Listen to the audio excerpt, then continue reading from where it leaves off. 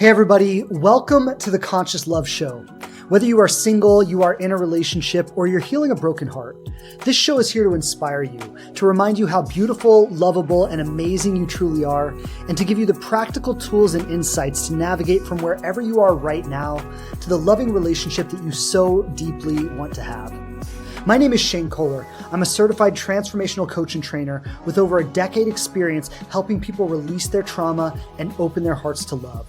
I've delivered seminars all over the world, coached thousands of people through my online platforms and programs, and every week I'm coming straight to you with the hottest insights and the best teachers around, bringing you powerful resources and profound conversations to heal your relationship with love, dating, and yourself.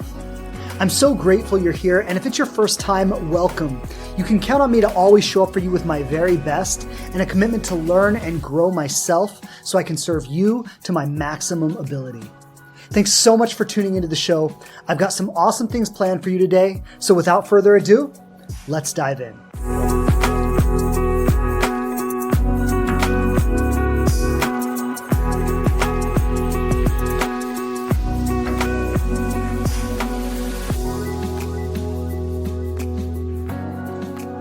All right. Hello again, everybody. Hello. Welcome back to another episode of the Conscious Love Show podcast. Shane Kohler on with you today. As always, pleasure to be here. Looking forward to diving back in with you. Today, I want to explore the number one way that we sabotage a relationship before it even has a chance to grow. And this is something that I have seen happen so many times. I continue to see it happen all the time, even with some of the most conscious, intelligent, emotionally attuned people I know. They still make this mistake. And I've often said that so many more relationships would take off if we got better at bridging the communication gap with each other. If we got better at bridging the distance between my assumptions, my beliefs, the way I think it's supposed to go, my expectations, and someone else's. And the truth is, it's very rare that two people have the same background, the same assumptions, the same beliefs, the same expectations. And we go into a relationship expecting it to look a certain way. They come into it expecting it to look a certain way. And what we often take as lack of interest, or even to the degree of thinking it's toxic behavior or red flags, is really just a difference in communication style, a difference in expectations, a difference in assumptions about what's supposed to happen, when it's supposed to happen, how it's supposed to happen. And if we could all become a lot more gentle in the early stages of a connection, if we could err on the side of understanding, err on the side of compassion, err on the side of thinking, well, maybe I'm not seeing the whole picture, or maybe I don't understand it. And really what this comes down to, and what we're going to talk a lot about today, is the ability to regulate our own experience as we give the relationship space to breathe and we give it time to unfold, to really be able to understand, okay, what is this? What's the potential here? Where can this go? And the other element of this that we're going to explore is really clear, powerful, direct communication around expectations, around assumptions, around needs, around wants and desires, and so on. So we got a lot to cover today, and I want to start by sharing just a little story that came up, because this story really highlights so clearly what I'm talking about today. And this is a true story. It happened recently in my Inspired Love coaching circle with one of the ladies in there, and she was sharing about a guy that she had been on a couple of dates with. Maybe they had done a couple of video calls and met once or twice in person, but it was a very new relationship. Very new. There were a lot of green flags about this guy. There were a lot of things she liked about him. They hit it off great. They had a great time together. They had some video calls and things, and good conversation, good rapport. There was attraction there. A lot of good signals early on. And on their first date or second date, or early on in the relationship, they had slept together. And following that, they both had a couple of trips planned. So they were going to be out of town and out of touch. And there started to emerge some distance between them. And I guess after the date where they had slept together, a couple of weeks had gone by, and she had only heard from him like spotty messaging here and there. and he had gone on a trip and she had gone on a trip and they had been disconnected. And so it had really been a couple of weeks without any real connection. And this is admittedly a vulnerable time in a relationship, right? They haven't established, a commitment. They're not together, so to speak, but they've already slept together. And that's a significant physical and emotional investment. And of course, feelings come up around that, right? Like expectations come up around that. When we sleep with someone, it tends to take our needs to a little bit of a higher level in terms of what we want or what we expect from that relationship. And so all of this is happening, and it tended to coincide with a couple of trips they had planned, some natural distance that was going to be between them. The communication had fallen off a little bit. And so she comes to the session having had a couple of weeks where she hadn't heard much from this person, feeling a little insecure about, is he losing interest? Is he using me? Does he not want the same things I want? Is everything we talked about, did I misread the signals? Or, all of this is going through her head. And he had reached out to her. I was speaking with her on a Tuesday, and he had reached out to her on a Sunday. So after a couple of weeks of very little connection or very little contact, he reaches out and basically just says, "Hey, how was your trip?" I'm trying to touch base and reconnect with her. And she came to the call saying that, "I don't even think I'm going to respond. I think I'm just going to ghost this one and let this one slide. He slept with me and then he dropped the communication.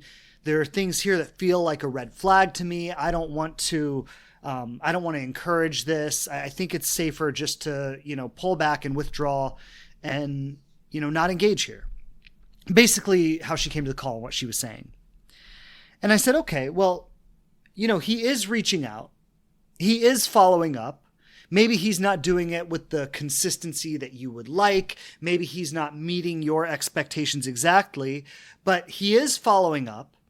And we could say that, okay, you slept together and then 2 weeks went by without a lot of communication. We could say that's a red flag. Like I get that theory, right? I get the theory that when you sleep with someone, there should be follow-up. There should be connection points and consistency after that. I don't even necessarily disagree with that. I think in an ideal world, sure, like that would be nice, right? Like that would be ideal if everybody had that level of consciousness. But let's just be real about the planet we live on in the current dating climate. Not everybody has that level of consciousness. And to expect someone to have that level of consciousness without prior communication about it, without saying, hey, like sleeping together means something significant to me. And when we take the step, I need some follow through on that, right? Like these are the kinds of conversations that we would have to set an expectation, to set a standard that we want to operate in within a relationship. But when those conversations have not been had, when you don't know where they stand or what they want, or you haven't had a long-term trajectory outlined for this relationship, right? This is new. This is still relatively casual. And yes, sleeping together is a significant threshold to cross, but that doesn't automatically mean the same thing to one person as it does to another. And so what I said to her was, well, here he is trying to follow up, trying to reach out, trying to maintain the connection. I understand he may not be doing it exactly to your expectations. He may not be doing it exactly in the way that you think he should or exactly in the way that you would want him to, but he is doing it. He is trying. And for you to just name him like a big red flag and ghost him because he didn't live up to your expectations, that's not really fair. That's not really giving the relationship a chance. And this is one of the first things that I want to name in today's conversations. And I want to lovingly challenge the listeners today. So if you're listening to this, that's you. I want to lovingly challenge you to, where are you expecting people to live up to your expectations without having communicated what those expectations are? Where are you expecting a standard from people that maybe you're not even holding yourself? And in this example, I think this is a great one too.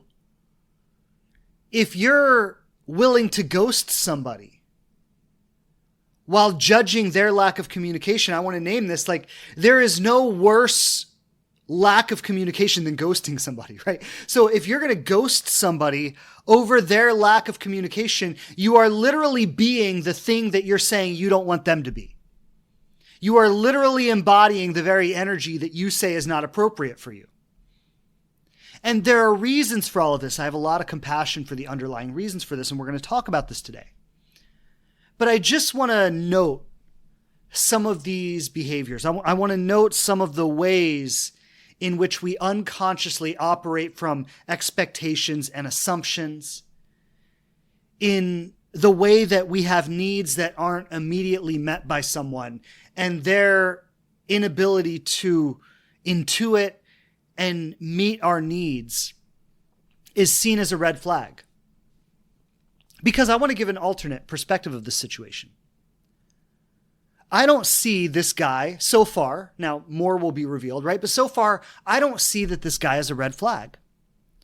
I see that he's an imperfect human with his own history, his own standards, his own philosophies, his own needs, his own wants, his own desires, his own maybe wounding or programming that he's operating from, his own assumptions about how things are supposed to unfold and what that looks like. And I don't see any of that being a red flag. I see it being very normal human stuff. And despite all of his very normal human stuff, he's still reaching out, attempting to maintain a connection. Maybe imperfectly. I won't argue that he's doing it perfectly. But what is perfect anyway, right? We could even ask that. What is perfect? Is there an actual perfect standard? Or is perfect subjective? Is perfect different person to person? So these are the kinds of questions that when we want to be honest and we want to be reflective, these are the kinds of questions that we need to ask. And these are the questions that I asked her. And so I directed her to reply to his message. Now, this is 2 days later, right? So and again, I just want to name this with love, but I want to name this because these are the kinds of things that we often don't pay attention to. We look at the other person's behavior, we take their inventory, but we're not really looking at ours. So she had left him on red for 2 days, not replying, with the intention of possibly ghosting him altogether.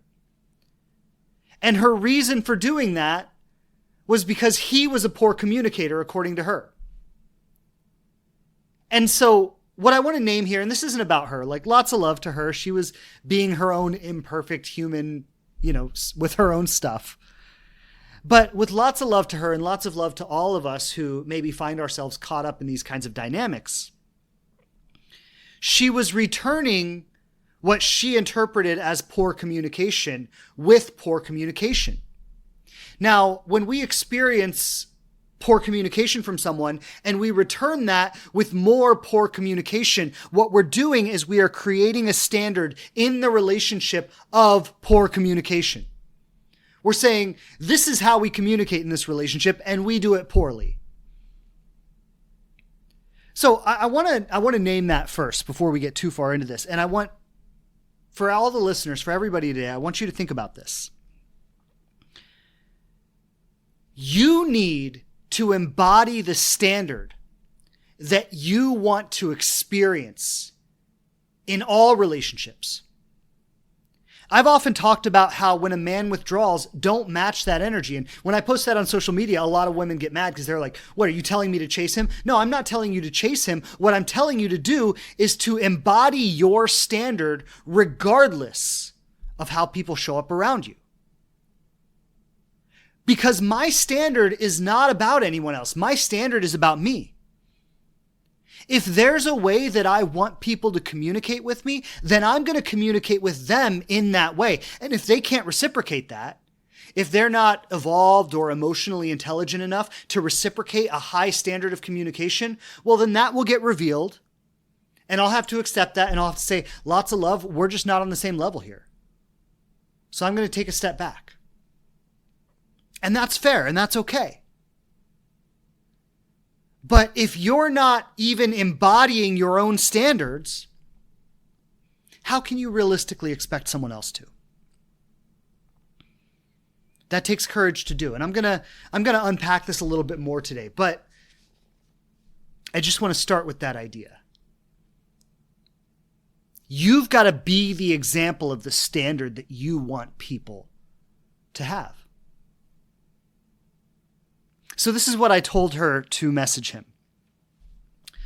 I said something along the lines of, why don't you text him and say, it was really nice to hear from you. It's been a little while since we've spoken. I really have enjoyed our time together so far. You seem like a great person. I've really liked getting to know you. But I've got to be honest, the gaps in communication have been a little concerning for me.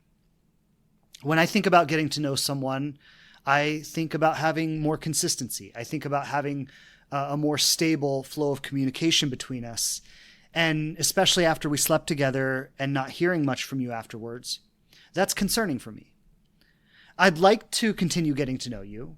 Like I said, there's a lot that I enjoy about you. There's a lot about this relationship that is really exciting for me. But I think it's important that I say this now, and that if we continue seeing each other, we set a standard for the kind of communication we want to have so that we can both feel safe and both feel like this relationship is going in the direction that we want it to. Now, that might be a little bit wordy. That's probably not word for word what she texted him, but that was the substance of it. And I wanted to give you that because I wanted to give an example of what really clear, powerful communication looks like. I want to name a few things there. One, it's vulnerable. Clear communication involves vulnerability. A lot of us try to get from the dating stage to the commitment stage without ever being vulnerable. In fact, we often expect or assume the other person to take all the vulnerability, right? To own all the vulnerability. I see this a lot in the dating culture today where women expect a man to pursue them. And there's some nuance there, and I'll talk about that a little more today. But yes, I think men should pursue women. I think that's a way that he can make her feel safe. It's a way that he can show her his interest. But a man pursuing a woman doesn't mean that he owns all of the vulnerability in the relationship. And that's one of the biggest lies that is in the culture today, is that when we tell women that a man should pursue you, and if he doesn't pursue you, he's not worth your time, it gives this illusion that a woman should sit back and do nothing, and that a man should be falling all over himself to please her, to make her like him, to show his devotion or his dedication. And that if he's not doing that, it's a red flag. And that's just, I'm going to say for any man out there, like, if a woman is giving him no reciprocation, if there's no vulnerability on her end that matches the vulnerability that he's bringing, he's going to assume that she's not interested, and he's not going to continue chasing her. He's not going to continue pursuing her, and I wouldn't advise him to. If I were talking to that man, I would give him the advice, find a woman who knows how to reciprocate your efforts. So what I was inviting her to do in this instance, I wasn't telling her to chase him, but he was already pursuing her. Maybe slower than she would have liked him to, maybe less consistent than she would have liked him to, but he was already pursuing her. She didn't have to initiate that message. He initiated it. And when he initiated it, she left him on red for 2 days. So the vulnerability that I was inviting her to express is to say, I like you. I have an interest here. You know, a lot of times we try to be like that cool person, like nothing gets to me. I could take it or leave it. It doesn't matter. Who the fuck wants to be with someone who could take it or leave it? I want to be with someone who wants to be with me, right? So playing this cool thing of like, oh, I could take it or leave it. It doesn't matter to me. That doesn't work. That doesn't foster a connection. That makes someone want to be like, screw you. So the vulnerable part of it is when she says, I like you. I felt something. I enjoy the connection that we have. I want to explore this further, but let me also be honest, and this is where we blend vulnerability with power. Let me also be honest. As much as I like you, there are some things that don't feel right for me. There are some things that don't sit right with me here. And those are the things that you and I need to talk about. Because as much as I like you, I'm not going to devalue myself for you. As much as I like you, I'm not going to diminish myself for you. So I'm not just going to be whoever you want me to be and hope that you stick around. I'm going to call you and call this relationship to the plate. I'm going to ask you to step up to the standard that I would like you to have in our interactions together. And if you can meet me there, then that'll be really beautiful. We could have something really, really amazing. But if you can't meet me there, well, then that's going to be a problem. And as much as I like you, I'm going to need to let this go. That's one just really clear, really simple example of clear, powerful communication. Now, I'll give you a little bit of a spoiler alert here. She sent him that message. He responded right away, instantly. Boom. He was a little defensive. And this is the place where a lot of women might go, oh, red flag. I try to express a standard and he gets defensive. Well, maybe it's a red flag. But maybe if we just engage one step further. So his defensiveness was something along the lines of, well, I thought we had discussed that we were both going to be away and that we had trips planned. And, you know, I thought that was an understanding. So I don't get why you have a problem with this now. He probably said it nicer than that, to be honest, but that was the gist of it. That was the essence of it, was he was frustrated that he was being called out on something when he thought there was an understanding there, which is understandable, right? He's like, I thought that we had established something. Now I feel like the script is being flipped on me. You're calling me out on something. I'm a little frustrated by that. And he got a little defensive. And then it's funny because this is all happening live in our session. So as we're discussing this, we're getting the messages back and forth. And it was really cool because we got to break down step by step how to handle this. And so her initial response, once again, is, well, I don't like how defensive he got. This is a red flag. You know, he shouldn't be defensive. He should be open to my standards. And I said, okay, well, let's give him a little grace because he felt called out. He felt like he was being put in his place. And again, we also got to remember this is happening over text message. With text message, there's no nuance, there's no tone. So you might say something with a certain tone in your mind and they might read it with a completely different tone. And that has to do with their own history, their own projections, their own programming. So let's give him some grace. Maybe he misread the tone. Maybe he felt called out. Maybe he thought you were criticizing him rather than inviting him into a deeper level of relationship and a deeper level of understanding. So then I told her to say this. I told her to clarify. I'm not mad at you. I'm not criticizing you. I'm not upset. I just think that this is an area where we might be mismatched and that's something we should talk about as we continue exploring this relationship because I want us to both feel good and happy and safe in this connection. So she sent that message. He once again responded immediately. You're right, we should talk about this. Can we talk later tonight? Now, I haven't gotten the update since, but I know that they had that conversation later that night. I know that he heard what she was asking for immediately. I know that he was open to talking about it. I know that he was instantly responsive. Now, these are all huge green flags. Yes, he got a little defensive for a moment, but she was able to hear where that defensiveness was coming from. She was able to clarify. Her willingness to respond to his defensiveness softly allowed him to soften as well. He made himself available that same night to have a deeper conversation about this. And now they're exploring standards. Now they're exploring compatibility. Now they're exploring how far this relationship can actually go.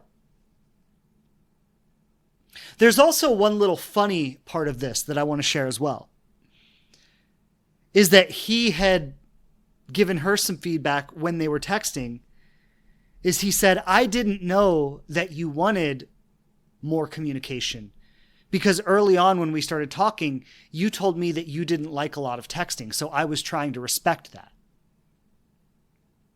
Now, isn't that funny? And she had forgotten that she said that. And that's something that a lot of people say, and maybe part of it is true, and I don't like a lot of texting, and maybe the other part of it is trying to temper somebody who's overeager, or maybe the other part of it is trying to seem like you don't need that much from someone. So there are different reasons we might say something like that. But it was funny, and this all came out into light in the session, is that she had told him not to text and then got mad when he didn't text. And she said, well, I didn't mean no texting at all. I just meant not a lot. Well, once again, how does he know the amount? You said you don't like a lot of texting. So he's thinking, okay, well, maybe I'll just text her when it's time to get together and I'll give her space between that, right? Like, he's trying to honor what you said. Maybe not perfectly, maybe not exactly as you wanted it, but he was trying to honor it.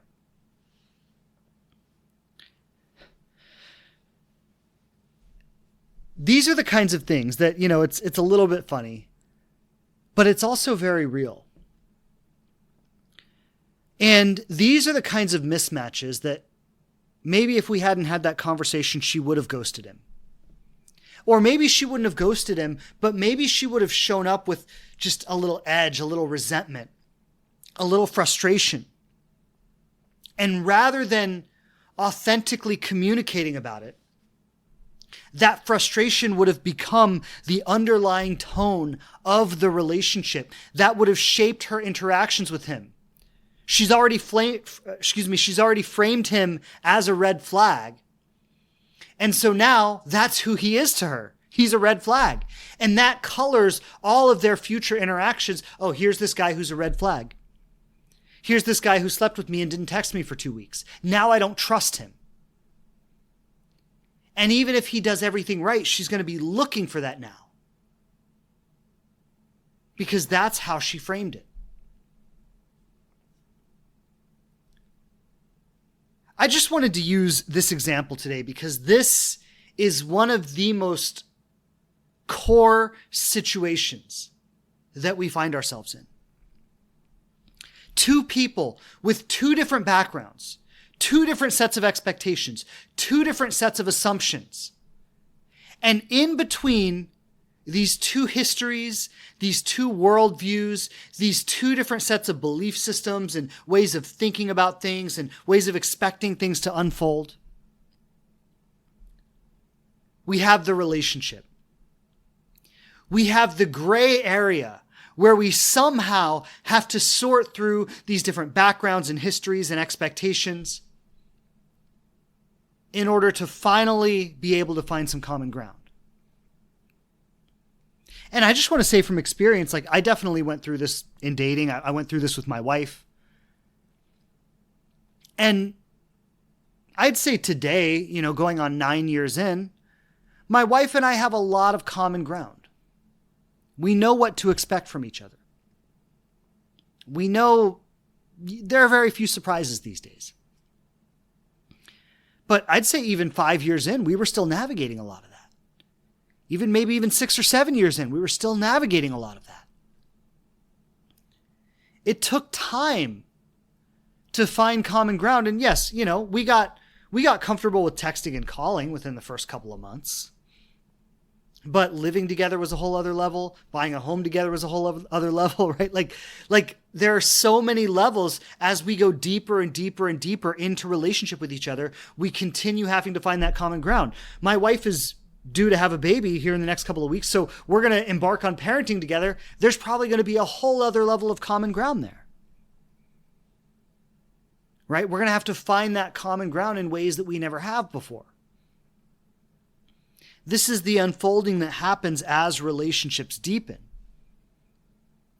But today I want to mostly stick to the early stages because that's where I think so much of the confusion happens. If you can establish common ground in the early stages, that gives you a foundation to build on with every new level that you take on together. So let's talk about the sabotage for a moment. Let's talk about what happens that causes us to sabotage.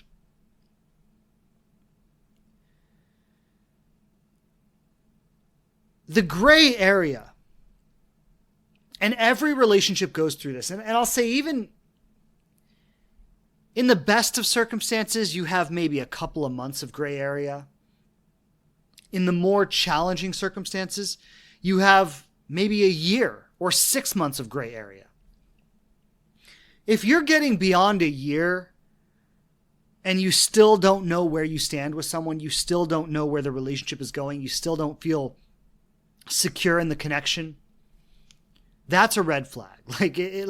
I talk to people sometimes who have been with someone for 2.5 years or 5 years.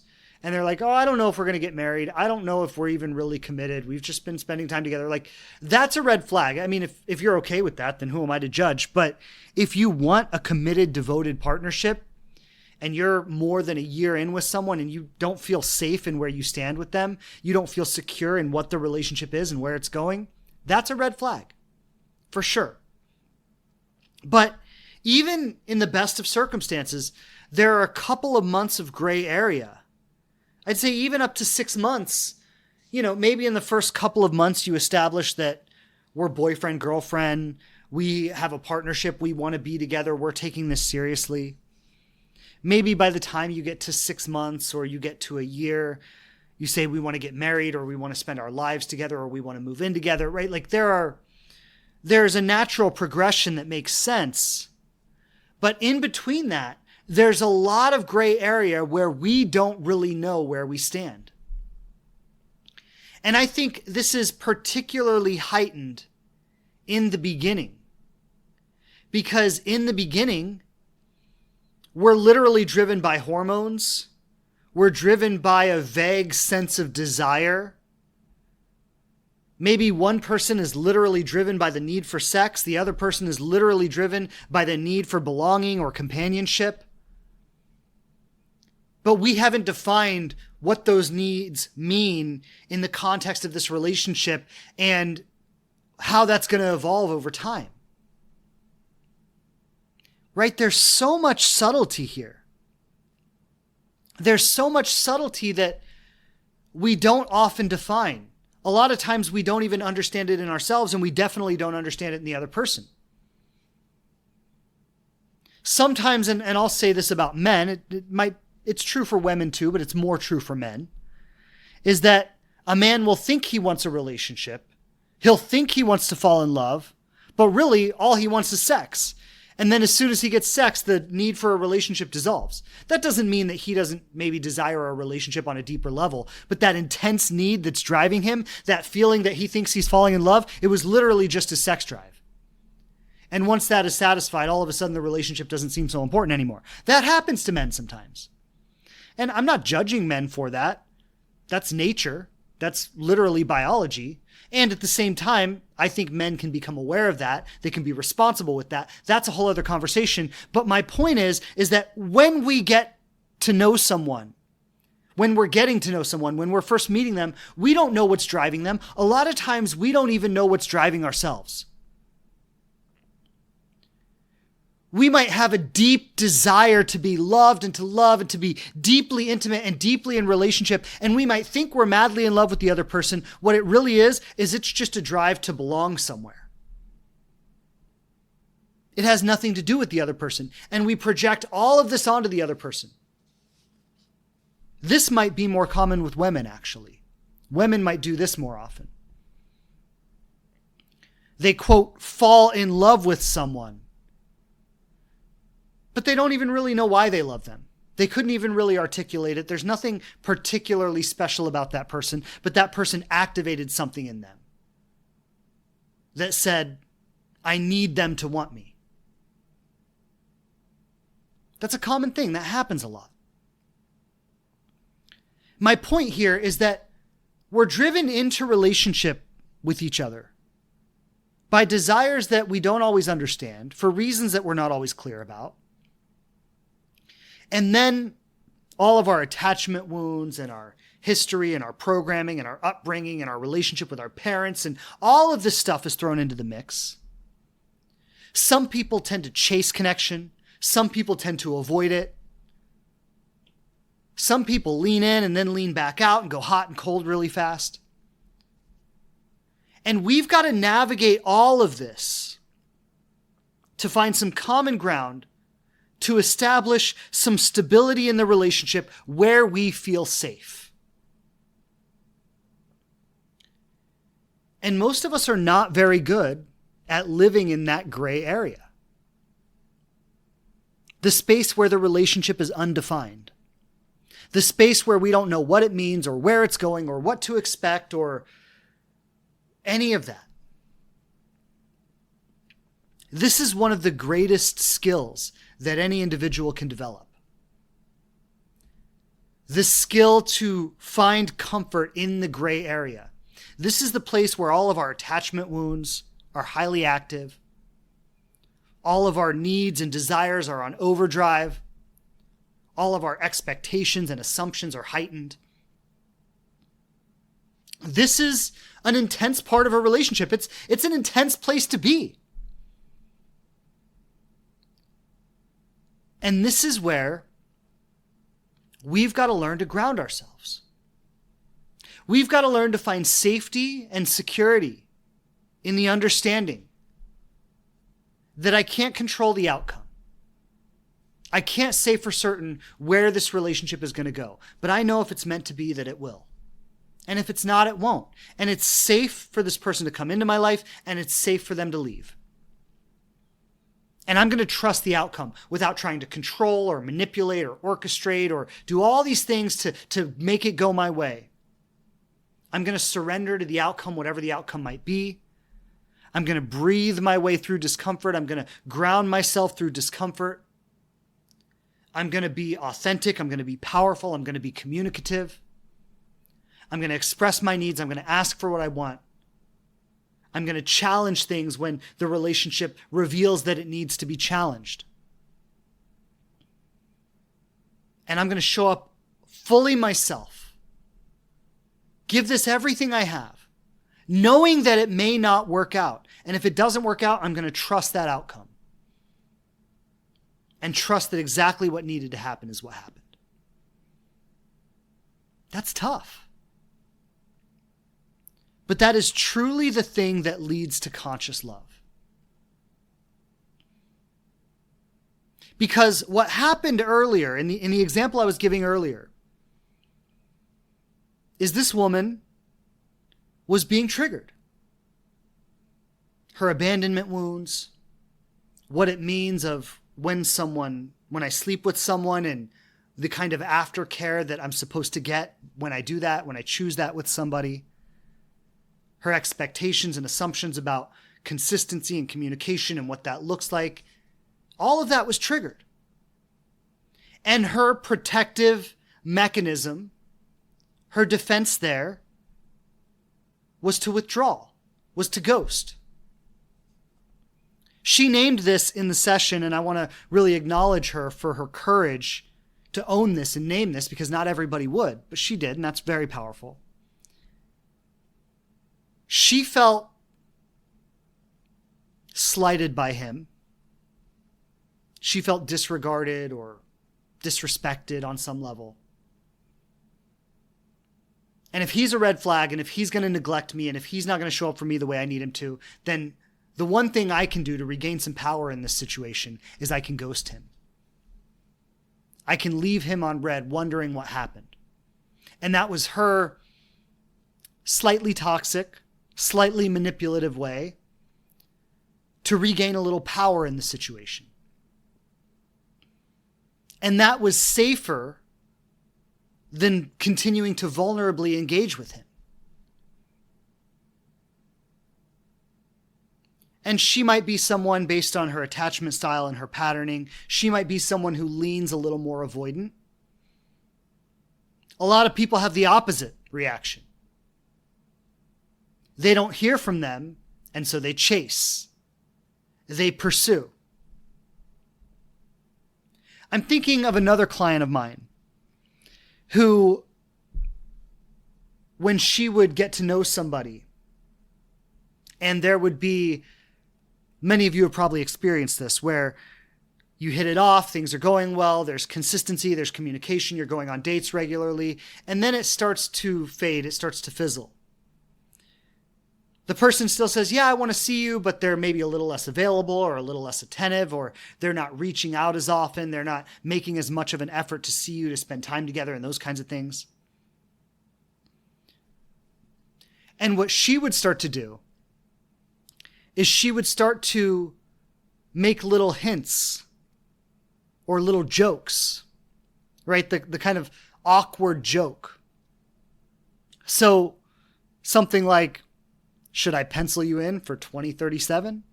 Or are you alive over there? Or maybe when they reach out, wow, look who remembered I exist. Right? These awkward little jokes that we insert. This might be more of an anxious patterning. Maybe we send out the message like, hey, are you alive? Just checking in. Haven't heard anything in a while. Should I pencil you in for 2037? Ha ha ha. I remember she shared once with me that she was making these awkward little jokes. And I said this to her. I said, it would be a lot more powerful to name what you need, rather than hinting at what you need, or rather than joking about what you need. Name what you need. Name what you need from him, and see if he's willing to offer that. And this is, it's a little bit of a mindfuck, because we've been trained that needs are weak, that needs are pathetic, that to express a need is to weaken yourself in the relational dynamic. And what I'm offering to you today is I'm flipping that whole narrative on its head. I'm saying to name and own your needs is one of the most powerful things you can do in a relationship. Similar to what I shared about the client earlier, right? She wanted to ghost him, and I said, no, name your needs. Invite a conversation about those needs. See if he's willing to meet you in a place where the two of you can have a heartfelt conversation about these needs. And this is what's beautiful about this. Whether you're more anxiously oriented, whether you tend to chase and joke and hint, or whether you tend to disconnect and ghost and avoid, the healthy way is the same for both. You communicate authentically when it's appropriate, when it's the right time, when the person has invited it. And in a moment, I'll talk about maybe when we reach out versus when we don't. So for the person who's joking, should I pencil you in for 2037? Or, hey, are you alive over there? LOL. Or, oh, look who remembered I exist. For the person who's dropping these little hints, who's dropping these little jokes, I want to lovingly say, that makes you look weaker. That makes you look more pathetic than naming what you need. With the little hints or the little jokes, you're basically saying, I have a need, obviously, because I'm joking about it, because I'm hinting at it, so I have a need, but I'm not owning it enough to really name it. I'm not owning it enough to really ask for it. I'm just going to hint at it and hope you pick up. that comes across as weak. That doesn't invite devotion. It invites somebody to treat you as an option. Because underneath that, what you're saying is, I have a need, but I'm not going to name it clearly. I'm not going to ask for you to meet it in a sincere way. I'm going to sit back and keep waiting and keep dropping hints and hope that if I'm agreeable enough, if I'm pleasant enough, if I give you enough of what you want, that you'll eventually take the hint and show up for me.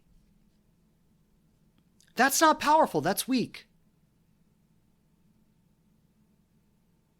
What is powerful, similar to what I shared about the woman earlier, the powerful thing to do is to say, hey, I noticed you've been a little out of touch and you've been on my mind. And I just want to be honest that I really enjoyed our connections. I really enjoyed the time we spent together. I've been thinking about you. I'd like to see you again. But if you want to take this any further, if you want to continue to pursue this, I need you to make some effort here. Because I'm not just going to be able to wait around and hope for the best. So I'd just like some clarity about where you stand, what you want here or what you don't. And if you do want to pursue this, I'm going to ask that you take it seriously. I'm going to ask that you show up. And if you don't, that's cool. No pressure. I get it. Maybe not the right time, not the right place, whatever. But I'm going to distance myself and I'm going to let this go. Because I can't afford to sit and wait around for something that might never happen. Or someone who's not going to take me seriously. Once again, we're balancing vulnerability with power. I'm owning the vulnerability. I'm owning the need. I'm owning the desire. I'm owning the want. I'm owning my attraction. I'm owning that I like you. I'm owning that I hope or I would love to see this go somewhere. And I'm also owning my power. As much as I like you, as much as I hope you step up and I hope we can take this somewhere, I acknowledge that you might not, and I'm not afraid of that possibility. I'm just letting you know that if you want to take your shot here, the door is open. And if you don't, the door is closing. And I'm not going to hold it against you either way, but I am not going to wait around for you.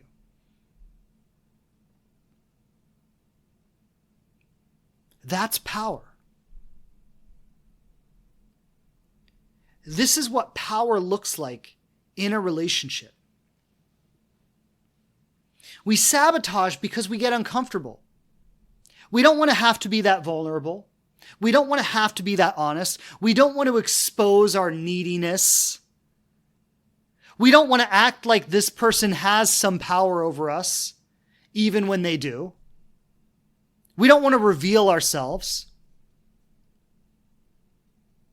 We also don't want to sit in the discomfort of not knowing. And let me be real. This has been the truth in every relationship I've ever been in.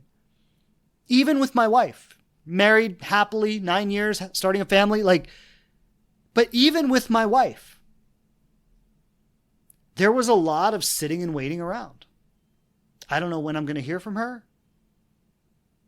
I've shared this a lot on the podcast. She tried to break up with me 9 times when we first started dating in our first year. Right. So it was I don't even know if this is going to last or not. She's trying to break up with me all the time. There was a lot. There was a lot of uncertainty. There was a lot of being patient, communicating, giving the relationship time to reveal itself. There was a lot of that. There just was. And there always is, even in a good relationship, even in a healthy relationship, there still is. My wife to this day, and not to say we haven't had our troubles. I mean, there have been times when we fought a lot. There have been times when, like I said, we didn't know if the relationship was even going to work out. It was really hard when we went from being long distance to living in the same house.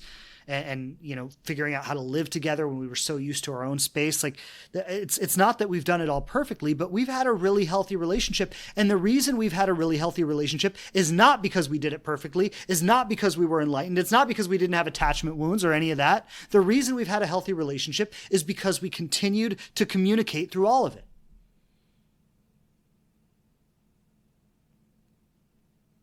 I remember a day when she tried to break up with me for the 10th time or whatever. And I said to her, I know that you're feeling like that's the right thing to do right now.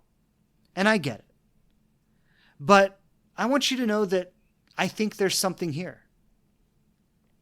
And I think this is worth fighting for. And so if you want to end this, you can. But I'm not going to be the one to end it. If you want to walk away from this, you're going to have to walk away from it. And she couldn't bring herself to do it. And that led to another conversation and another conversation and another conversation. And we communicated our way through that. And we found that common ground. But it would have been so much easier if I had been afraid to deal with the uncertainty. It would have been so much easier to be like, you don't want this? Fine. I don't want it either. Bye. And had I done that, I wouldn't be married to the woman of my dreams today. And a lot of people might say, oh, that's a red flag. Oh, she's push-pull dynamics. She's in one day, out the next. That's a red flag. Well, maybe it's a red flag. Maybe it's a red flag if it's not followed up by honest, sincere communication.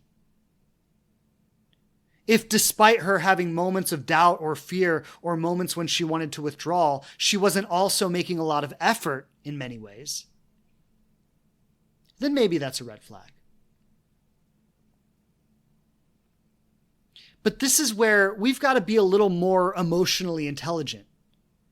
I think all the advice on Instagram doesn't help because they say things like, if a man likes you, he's going to do this, this, this, and this.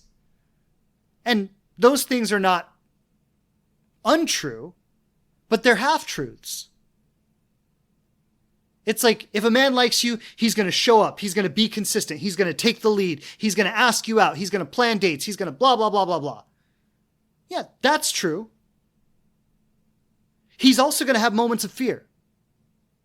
He's also going to have moments where the emotional intensity makes him want to withdraw.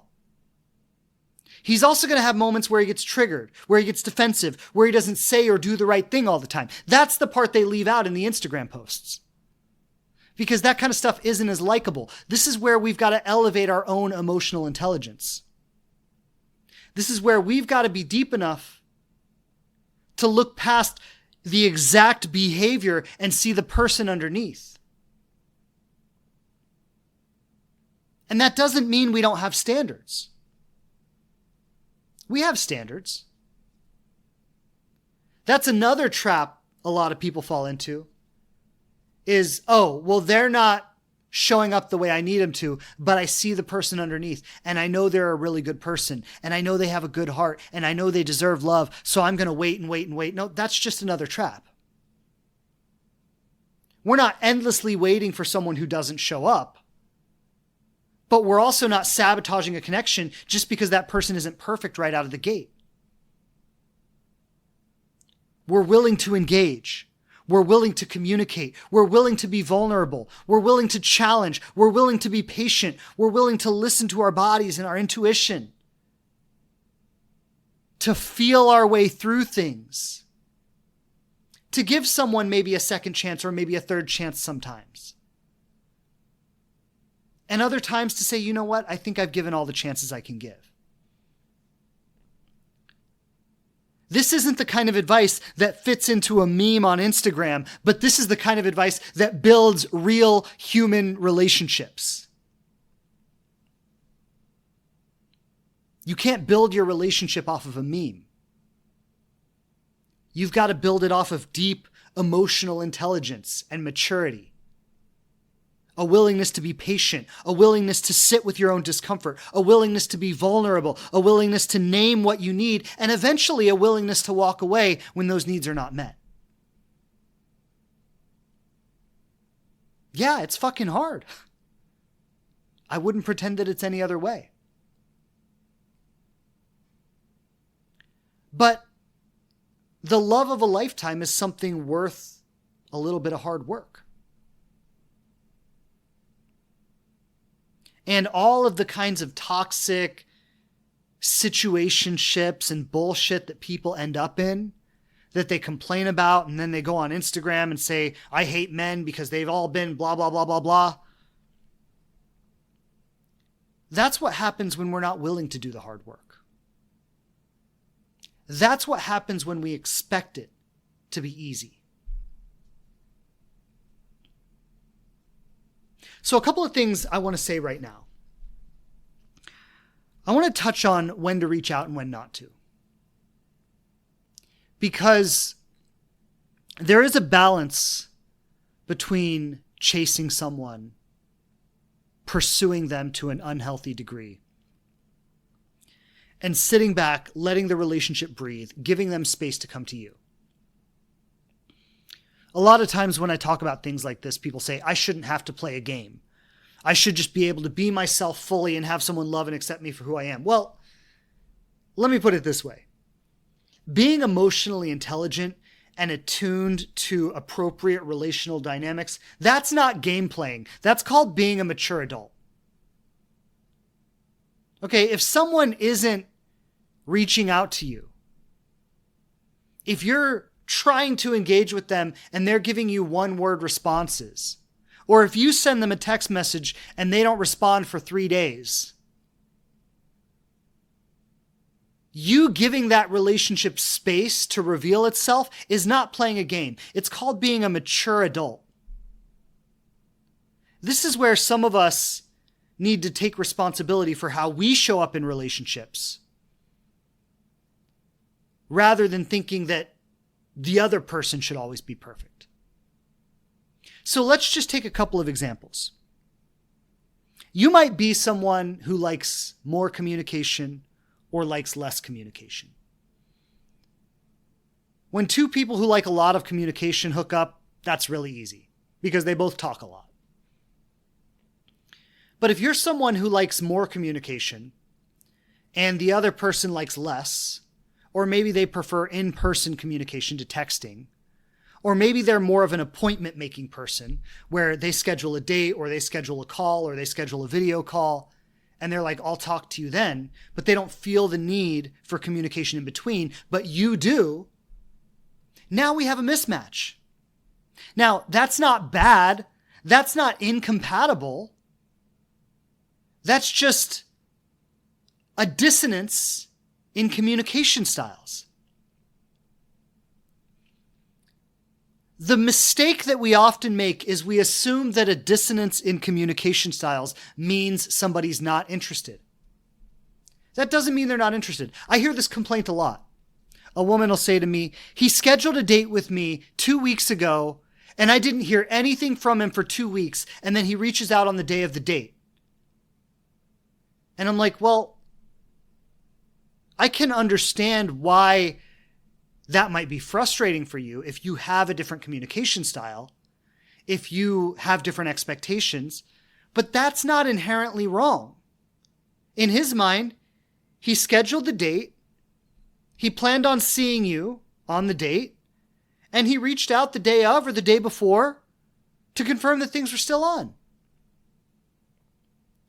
That sounds like a perfectly rational, logical approach. He didn't feel the need to maintain communication every day in between. He was going to talk to you when he saw you. He was probably really excited, really looking forward to it. He might have even intentionally not reached out all that time because he didn't want to seem overeager or desperate. And none of that is right or wrong or good or bad. It's just different.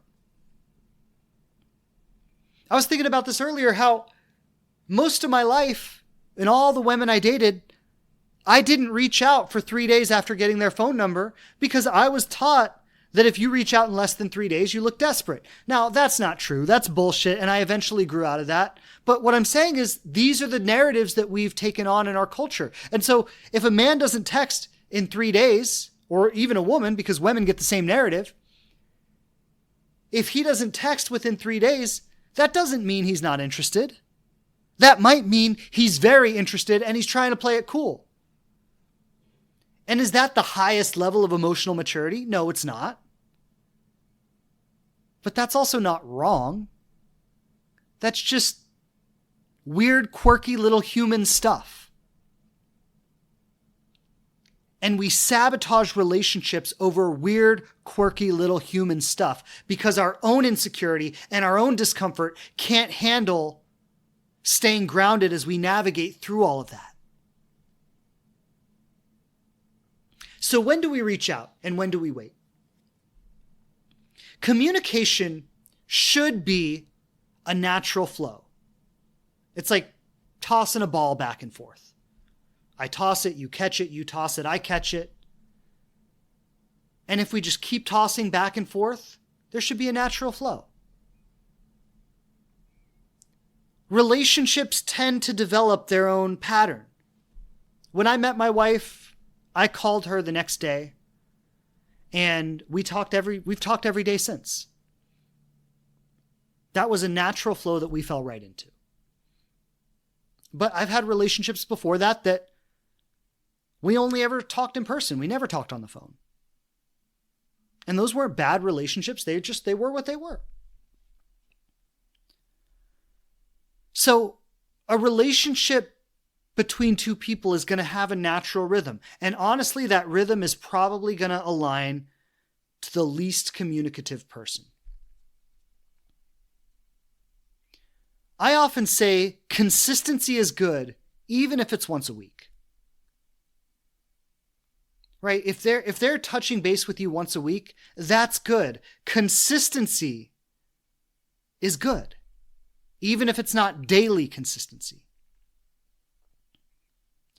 If they are texting you once a week, and then it shifts to every other week, and then it shifts to every 3 weeks, and then a month goes by and you don't hear from them, that's inconsistent. That's where it's cause for concern. But in terms of when do we reach out? If there's a natural volley back and forth, you don't need to worry about it. You just let the natural rhythm carry itself. If there's been a relatively natural reciprocation, and I'm going to speak to the ladies right now because the common cultural narrative is that men should do the pursuing. Men should do the reaching out. I don't disagree with that, but I think it's a shallow take on a much deeper conversation. So let's say, I'm going to speak to the ladies for a moment. If there's been a consistent volley back and forth, and then maybe you don't hear from him for a couple of days, it's okay to reach out. Sometimes a man will do this, especially if a man has been carrying a lot of the weight in the relationship in terms of texting and calling and planning things. Sometimes he'll want to let it breathe because he feels like, I wonder if I wasn't carrying all of this, if she would be interested enough to reach out on her own. That's a valid question. He's not wrong for asking that. He's not wrong for wondering that. So sometimes he'll do that. If there's been a natural volley and then it kind of dies off, it's okay for you, the woman, to pick it back up. Maybe you pick it back up 2 or 3 times in a row to demonstrate that, hey, I don't need you to carry 100% of this. I'm willing to demonstrate to you that I'm open to carrying some of it too. I'm open to putting myself out there. I'm open to expressing my interest. If you initiate a couple of times and the volley doesn't naturally pick up, if it doesn't naturally fall back onto him, I wouldn't keep initiating over and over and over and over and over again. You've demonstrated your willingness. You've shown him that you're willing to carry part of it as well. But now it's his turn to pick it back up. And this isn't game playing. Like, this is the most important thing I want to say here. This isn't game playing. This is intuitively navigating the reciprocal nature of a relationship. There's an emotional intelligence that says, I'm willing to carry some of this, but not all of it. And that should feel true on both sides of the equation. So say maybe there was a natural volley for a couple of weeks, then it died off. You picked it back up. You initiated 2 or 3 times in a row. There was a little bit of back and forth, but it didn't really go anywhere. And now you're like, okay, I've tried to pick it back up. It's not amounting to much, so I'm going to let it breathe now. I'm going to put the ball back in his court. Maybe a week later, he reaches out to you. This would be a great time not to ghost him or to leave him on red for a couple of days or to pretend like you're too cool to deal with it. I would respond promptly. Doesn't mean you have to respond instantly, but within a few hours when you're naturally available to respond. And that might be the perfect time to send a message like what we talked about earlier. Hey, great to hear from you. I've missed our talks. I think we should touch base about this because I really like you and I've really enjoyed our time together, but there's been some gaps in communication and maybe we should just touch base about our needs, our expectations. I've already given examples of that. I don't need to go into it again. But that would be a great time to put something like that in there. See how he responds to that. This is actually an opportunity to take the relationship to another level. We're taking it from casually communicating to whenever we feel like it, whenever it's convenient, to establishing a standard, to establishing a clear need that we can start to meet in this relationship. Similar, if a lot of women talk to me sometimes about how they get caught up in a pen pal situation. A guy who wants to maintain communication regularly, but never wants to take you out or see you in person. This is one of those instances where I think it would be great to call it out. You say, hey, it's been a lot of fun talking to you. I've really enjoyed getting to know you, but I'd really like to get to know each other in person. Do you think that's something we can work out sometime soon? And let him take the lead, let him plan it, let him initiate it, let him make it happen. But also let him know that you're interested. Give him something that he can aspire to. Give him something that he can be motivated about. In a way, give him permission to ask you out. Maybe he wanted to, but he didn't know what the right time was. He didn't know what the right thing to say or do was. So you're opening the door. You're saying, hey, I want to go out with you. Ask me out. There's nothing wrong with that. He doesn't have to be ultra confident or get it perfect or get it right. He just needs to show up when you ask him to. So there's a lot we could explore here because there's so much nuance to these situations, but I hope I've at least expressed the energetic dynamics here in a clear way that makes sense. When in doubt, I'd often say err on the side of vulnerability. What's the worst thing that can happen? You lose the connection? That was going to happen anyway if you sabotage it. Right, going back to the initial example I started with, I said this to the woman who ended up sending that text message. I said to her that, look, he might be blowing you off. But if he is, the worst thing that can happen is he does what he was going to do anyway, and at least now you're extra clear about it. You don't have that lingering wonder of, well, what if I had been open?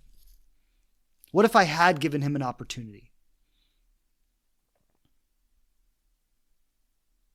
So, err on the side of vulnerability. It gives you the opportunity to practice being a little more honest, a little more sincere. And at the end of the day, what was going to happen anyway. But sometimes it just takes you opening that door for someone, for them to say, okay, yeah, I'll step through it. One other thing I want to say here, because these topics are so nuanced, they're so confusing. And even as we're sitting here laying out all these principles, and you might say in your mind, that makes perfect sense to me. That's clear. I get it. But then you find yourself in the situation and your attachment wounds are active and you're ruminating about whatever happened and what you should do or what you shouldn't do. And all of a sudden it's not so clear anymore, because it's always harder when you're too close to the situation. And I know you felt that. I know I've felt that. I know what that feels like. It's always harder when you're too close to the situation. So what I want to invite here is, this is what my Inspired Love coaching membership is for. It's a place where we can sit down together and we can navigate these things together in real time. You can get hands-on guidance and support from me in all these different kinds of situations. You have the support of an amazing, wonderful community. You get to hear other people's stories and how they're navigating things. We also have perhaps the most comprehensive healing curriculum in the world, that we really go through all of the deepest core aspects of healing and showing up secure, showing up as your most authentic self. So there's so much available here, but we're doing some restructuring to the program right now. I shared earlier that my wife is about to have a baby, and so I'm restructuring the program to be more supportive for me as a father. And I'm really excited about what we're opening up here and what's going to become available in the program. It's just going to get better in every way. And so anyway, right now we're doing some early enrollment opportunities for people who want to take the step with me as I step into fatherhood. If you want to take the step into the next step of your life and your evolution through the Inspired Love program, we're doing some early enrollment opportunities right now for those of you who are ready to do that. If you want the support of me hands-on working with you in your real life situation, if you want the support of an amazing community around you, if you want access to one of the most profound and essential healing curriculums in the world right now, the Inspired Love program offers all of that. And what I'd like to say is, if you're interested, we're not actively promoting it. We're just doing some early enrollment for those who are ready to get started. So you're not going to see me talking about this on Instagram right now or promoting it in my emails or anything like that. But for those of you who listen to the podcast and you're ready to take the next step, if you want to send me an email at shane@thelivingrelationship.com, or you can also just send me a DM directly on Instagram. Let me know that you're interested in taking advantage of this early enrollment opportunity for the new version of the Inspired Love program. And I'd love to set up a call with you just so we can talk about where you are, what your needs are, see if the program would be something that supports you. And if so, we can get you in right now at a huge discount. Part of this restructuring is that the price is also going up because what we're offering is going up. So you're going to be able to get in at the best possible price right now. Anyway, it's a great time to take advantage of that. And this is an offer that I'm making only for those of you who listen to the podcast. Like I said, you're not going to see me promoting this anywhere else. So if that's something you're interested in, if you'd like to work closely together, I'd love to have you. I'd love to get to know you better. I'd love to at least have a call and see if this is the right thing for you at this time. So again, send me an email. That's shane@thelivingrelationship.com, or you can just shoot me a DM directly on Instagram. Let me know you're interested in the Inspired Love program. Let me know that you are interested in taking advantage of this early enrollment opportunity, and we'll set up a call to see if this is the right thing for you. A couple things I want to say in closing is allow yourself to sit in the space of uncertainty. Allow yourself to be patient in the gray area when you don't know where a relationship is going. You don't know how that person really feels. Avoid assuming that you know, based on their behavior or based on what they've said and done, that you know where they stand without actually communicating with them about it. Remember that they have a different set of assumptions, a different set of expectations, a different worldview, a different history, different past experience. They're in a completely different universe on so many of these things. And that doesn't make them a bad person. That doesn't make them a red flag. It means that there's a depth of communication that has not been established yet. And that you can establish that. You can establish that with each other. And as you do, you're going to get to know them more deeply. And you're going to get to know yourself more deeply as well. And at the end of the day, the results can only be positive. The results can only be good. So I hope you enjoyed today's episode. Thank you for being with me. It's always a pleasure to be here. I'll be back with you next week. Lots of love and blessings until we meet again. Hope you have a great rest of your week. Talk to you soon. Thanks again for checking out the show. Please subscribe on whatever platform you listen to podcasts on the most. And I would love it so much if you leave a review and tell people what you think of us.